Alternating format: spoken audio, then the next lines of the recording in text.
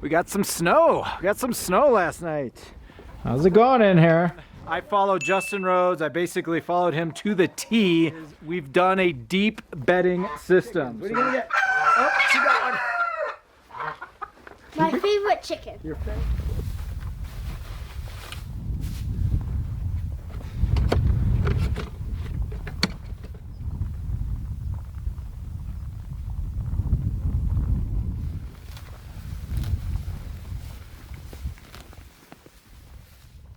All right, good morning. It is Tuesday, January 7th, and we got some snow. We got some snow last night.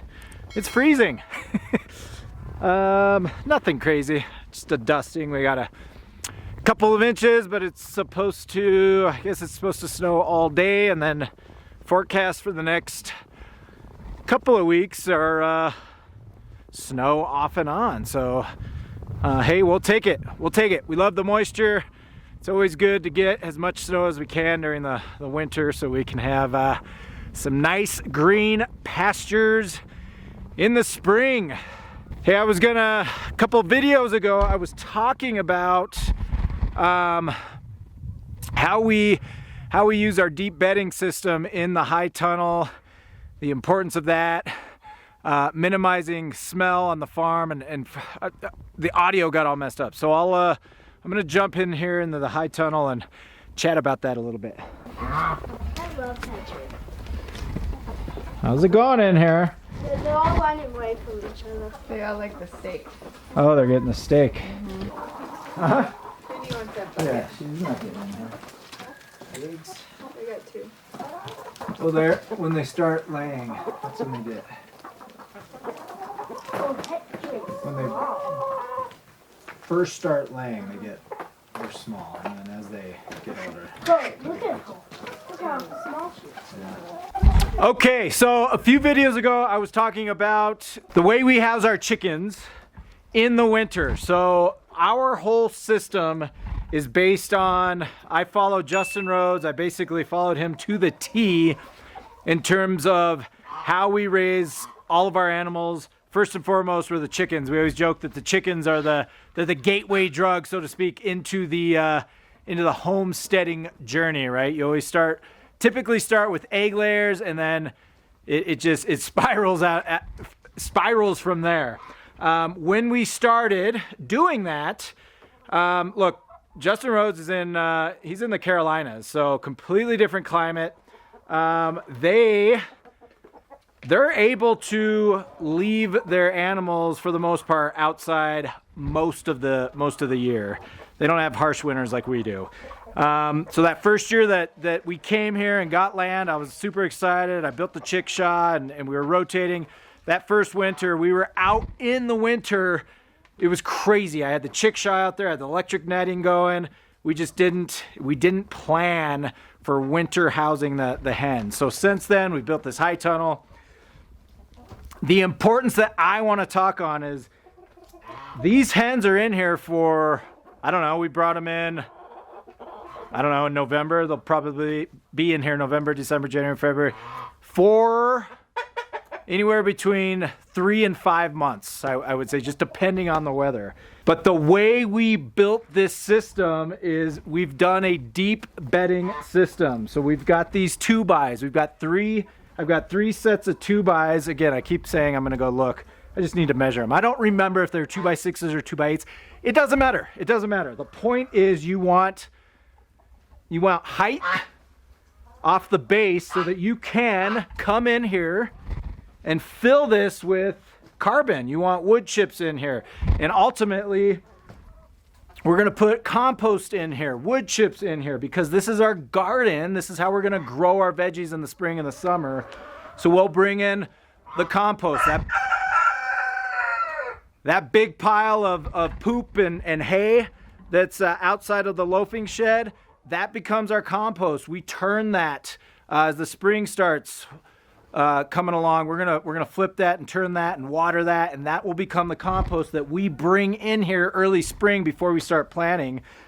But we are only able to do that because of the deep bedding system. We can rise all the way up to the top of these 2-bys And we're constantly adding carbon as well. You see all the wood chips and everything else. Why is this important? Why is this important? We are in here. These hens have been in here. It is January. It's the first part of January. It's January 7th. These hens have been in here for, I think we brought them in October. Let's call it 2 months. 2 months. It does not smell in here. It doesn't smell. It's fresh air.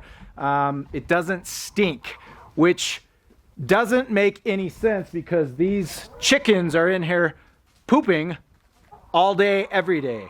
There's manure in here, but it works because of the deep bedding system, because they're doing what they're doing. They're walking around, they're scratching, they're pecking, they're digging holes to do dust baths. They're essentially in here tilling up the ground.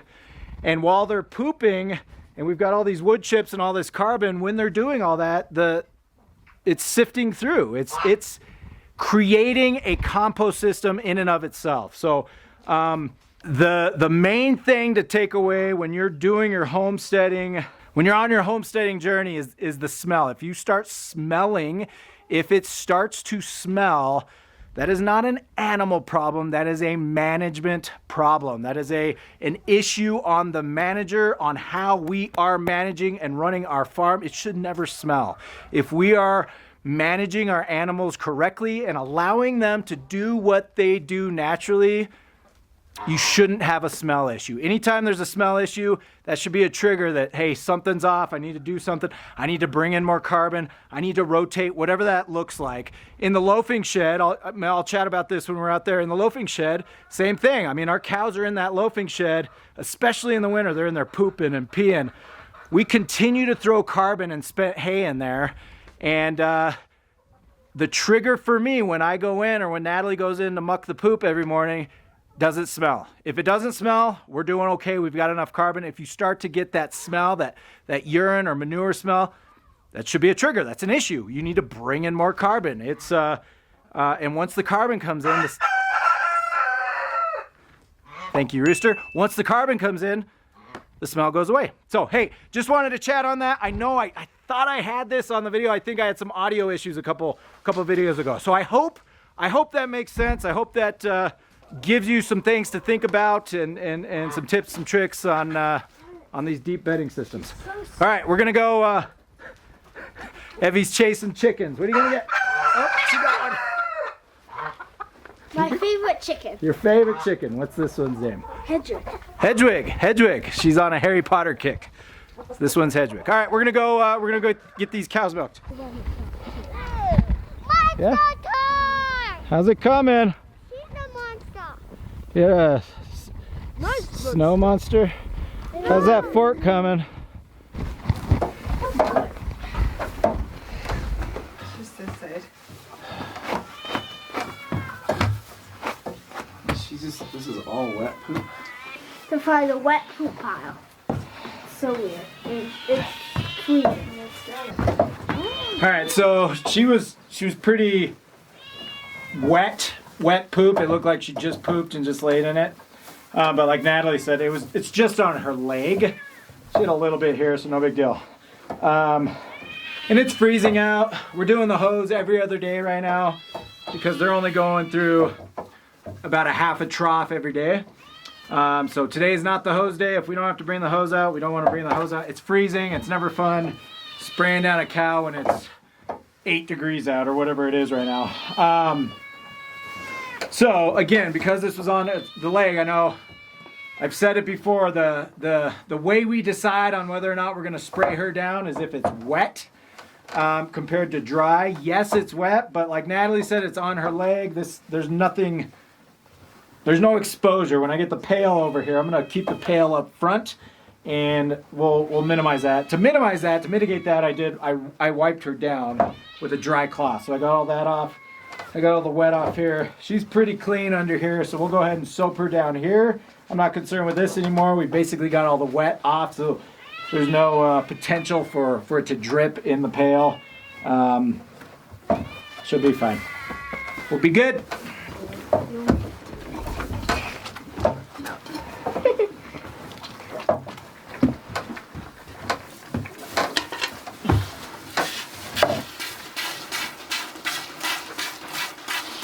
It's the only challenge with when she's got poop on her leg is when she just kicked like that. I had to block her, and it hit the outside of my hand, which is not. I'm not exposing that to the teat or the milk right now. However, when I go in there and start grabbing in there to completely milk her out dry, I will. So I'm gonna I'll wash this hand again.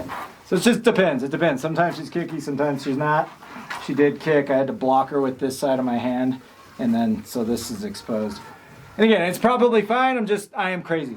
I want it clean, clean. So I'm gonna wash real quick.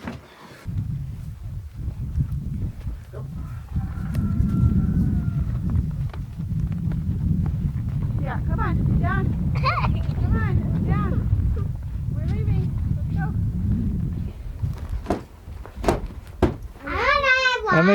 Henley, not on the roof, Bubba.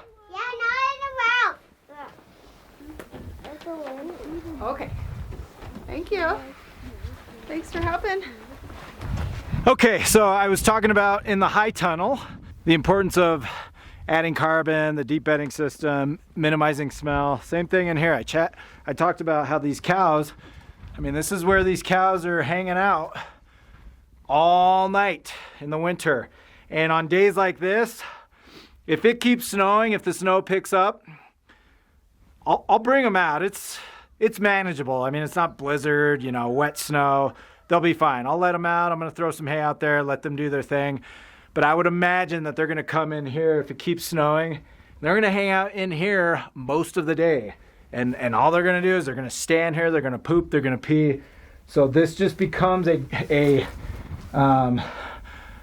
manure mess, poop and pee, a waste mess. Now, I'm walking in here right now.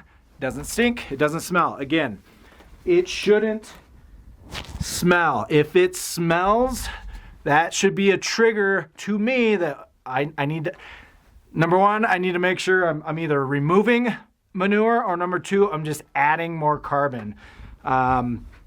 Ideally, you can run a deep bedding system with your cattle the same way we do with the hens. And Joel Soliton is a master at that. He runs a deep bedding system in a pole barn, in an open-sided pole barn during the winter, where he'll house all his cows, and he's got a rising trough with hay, and he just continues to go in, as these cows are pooping and peeing, all the hay that's falling out of their mouth is kind of lining the ground, adding carbon to the ground. But what he does, this is just truly amazing. This is just amazing. What he does is he'll go in and sprinkle corn. So he'll go in and throw corn in between these layers of manure and hay as they raise throughout the winter. And over time, that corn's going to ferment, and then he'll bring his hogs in. I don't know what the time frame on it, but he'll bring the hogs in, and those hogs will do what they do. They're going to root. They're going to root down for that fermented corn. They're going to essentially start tilling up that deep bedding system and creating compost by naturally being pigs. So you're allowing your cows to just do their thing. They're pooping, they're peeing, they're eating hay, they're dropping hay. And then you bring your pigs in to do what they do, which is they want to root, right? Natural instinct of a pig is they want to root. They're going to root down for that hay. And in doing that, they're tilling up all this amazing spent hay, amazing manure, and urine. He calls it his carbonaceous diaper. He's keeping all of that great nutrient in this carbon diaper, so that over time the pigs are going to allow this to turn into compost, and then he's going to come in with a front loader, and then they're going to go spread it on their pastures. It's an amazing system. So again, I'm not there. I'm nowhere near there on a small scale. We just want to manage where our animals are and minimize smell by either adding carbon or removing that nitrogen. So right now, like I said, I'm walking in here. It doesn't smell. It doesn't smell at all. It smells good. It smells like spent hay. It smells good in here. Love's, she's not a fan of me right now. She was our sick cow last week. And so I was chasing her around and sticking drenches down her throat and giving her medicine. So She, you know, I'm evil to her. She kind of just walks away from me right now. She doesn't want anything to do with me.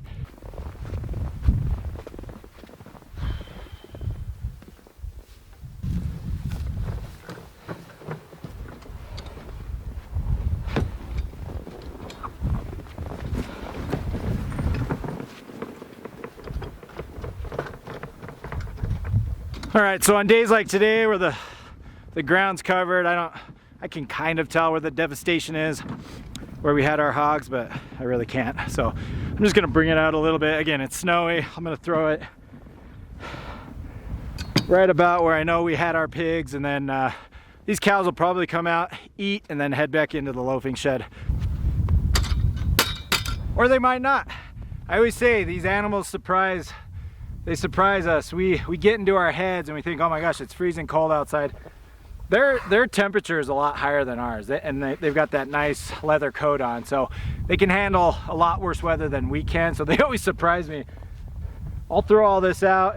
I'll look out this afternoon and they're probably out there looking for something, grazing, and it's dumping. So you never know. You just kind of let the animals do what they do.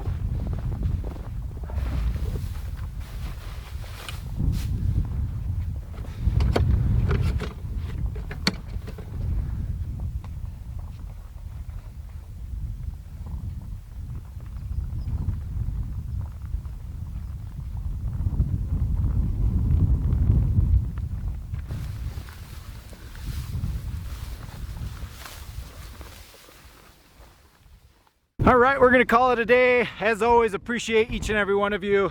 If you find value in what we're doing here, hopefully you can pick up a tip, a trick, a golden nugget to help you in your homesteading journey. That's what this is all about. If you find value here, please hit subscribe. We love the comments, love the feedback. Appreciate all of you. We'll catch you next time.